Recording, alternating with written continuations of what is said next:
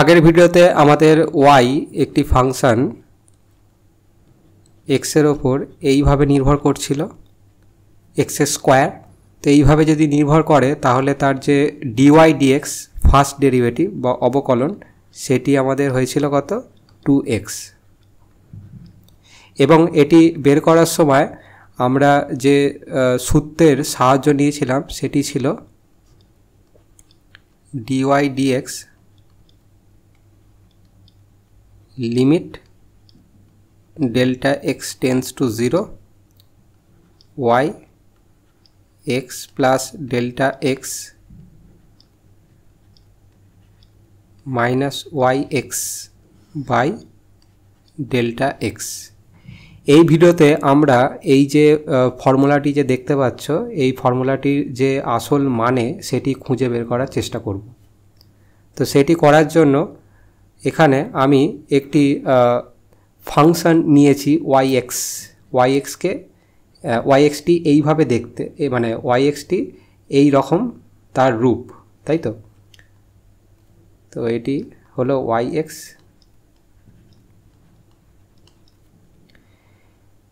এখন এইখানে যদি আমি সূত্রটিতে ফিরে আসি, এখানে দেখো এই যে অনুপাতটির মধ্যে যে উপরে যে রাশিটি রয়েছে সেটির মানে কি।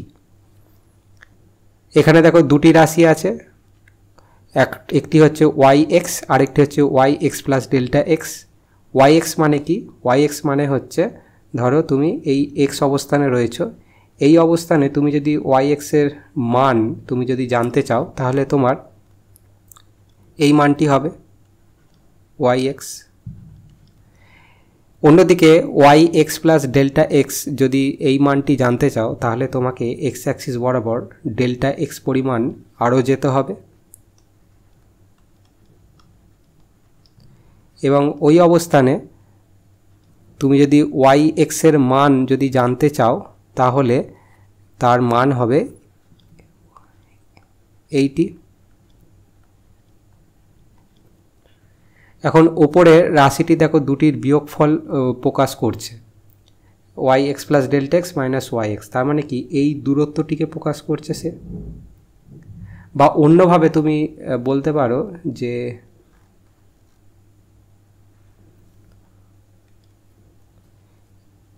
এইখানে যে দূরত্বটি তুমি দেখতে পাচ্ছ সেই দূরত্বটি কিন্তু এইটি। তো এইটিকে আমি প্রকাশ করছি ডেল্টা y দ্বারা। ডেল্টা y কত হবে? ডেল্টা y হবে এইমাত্র বললাম y plus delta x minus yx, তাই তো। অপরদিকে ডেল্টা এক্স এর মানে কি? এখানে ডেল্টা এক্স এর মানে তুমি জানো যে এই যে দূরত্বটি এইখান থেকে এই পর্যন্ত যে দূরত্বটি সেটি হচ্ছে ডেল্টা এক্স এর সাথে সমান। তাহলে আমরা বুঝে গেলাম যে এই অনুপাতটি আসলে এই গ্রাফটিতে কি বোঝাচ্ছে সেটা কিন্তু আমরা বুঝলাম এইমাত্র। এখন কিছু নামকরণ করে নিই। এখানে নামকরণ করলাম এ বি সি, এবং একটি রেখাংশ আমি নিলাম বা সরলরেখা নিলাম বি বিন্দু থেকে এ বিন্দু হয়ে এক্স অ্যাক্সিস পর্যন্ত। কেন নিলাম তা একটু পরেই বুঝতে পারবে।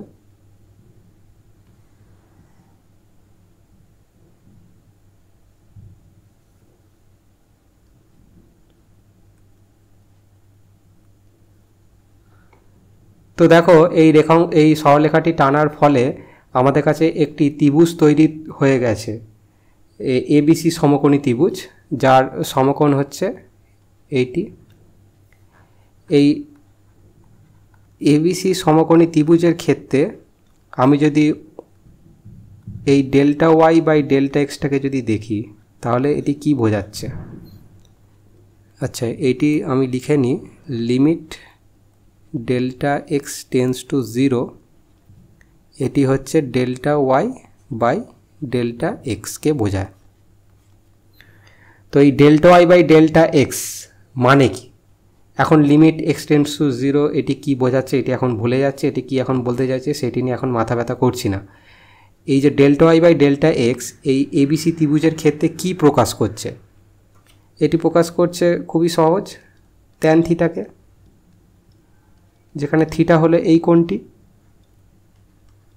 ট্যান থিটা মানে তুমি কি জানো? ট্যান থিটা মানে লম্ব বাই ভূমি, তো সেটি এখানে প্রকাশ করছে। তো এইখানে delta Y by delta X মানে এই যে সমকোণী ত্রিভুজটি তৈরি হয়েছে সেই যদি বিএসি কোণটিকে যদি থিটা বলি তার ট্যান থিটার মানের সাথে তার সমান।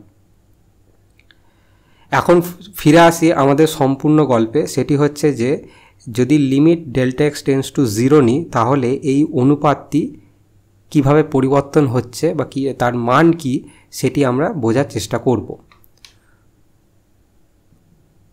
তো সেটি বোঝার জন্য আমি কতগুলি গ্রাফ নিয়ে নিলাম আরও।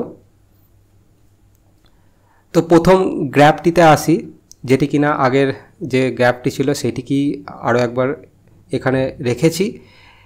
এখানে আরও একটি কথা বলে দিই, দেখো এইখানে যেহেতু এ এবং সি এই রেখাংশটি যেহেতু এক্স অ্যাক্সিসের সাথে সমান, তাহলে এইখানে যে থিটা যে কোণটি তৈরি হয়েছে বিএসি সেই কোণটি এই থিটার সাথে সমান হবে। এবার আমরা কি করব, আমরা করব যে ডেল্টা এক্সকে আরও এখানে যে ডেল্টা এক্স বা এই ডেল্টা এক্সটিকে আমরা আরও ছোট করব।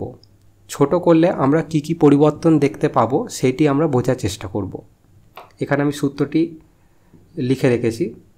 তো আমাদের কাজ কি? আমাদের কাজ হচ্ছে যে এই অনুপাতটিকে পর্যবেক্ষণ করা যখন আমরা ডেল্টা এক্সকে আরও ছোট করতে থাকব।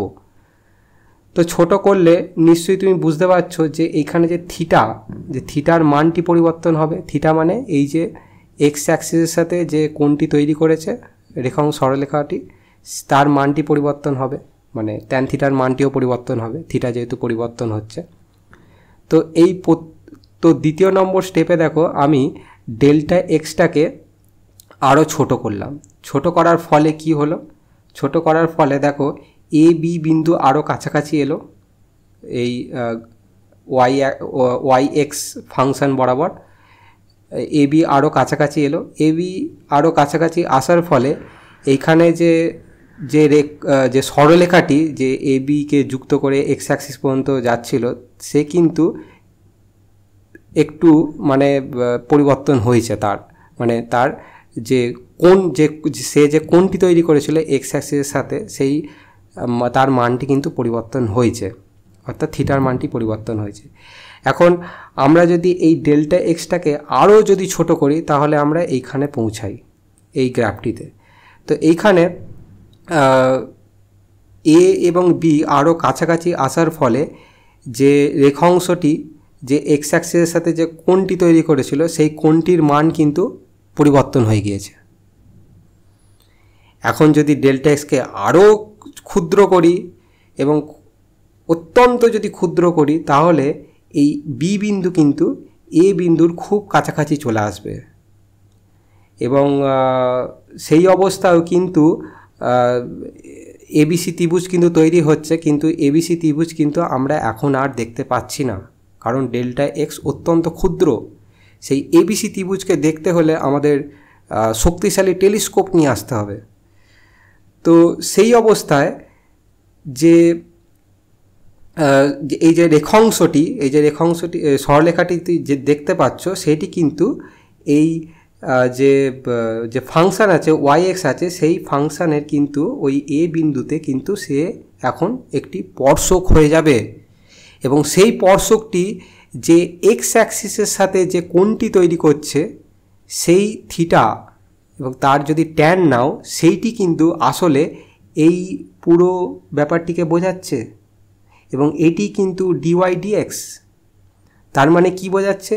তার মানে বোঝাচ্ছে যে ডিওয়াই ডিএক্স মানে কোনো বিন্দুতে, ধরো এই বিন্দুতে আমরা দেখার চেষ্টা করছি, তো এই বিন্দুতে ডিওয়াই ডিএক্স মানে যে ওই বিন্দুতে তুমি যদি ফাংশানটির ওপর একটি যদি স্পর্শক আঁকো সেই স্পর্শকটি এক্স অ্যাক্সিসের সাথে যে কোণ তৈরি করেছে থিটা তার যদি ট্যান নাও সেইটি কিন্তু ডিওয়াই ডিএক্সের সাথে সমান হয়। তাহলে এটি হলো কিন্তু আসল মানে ডিওয়াই ডিএক্সের।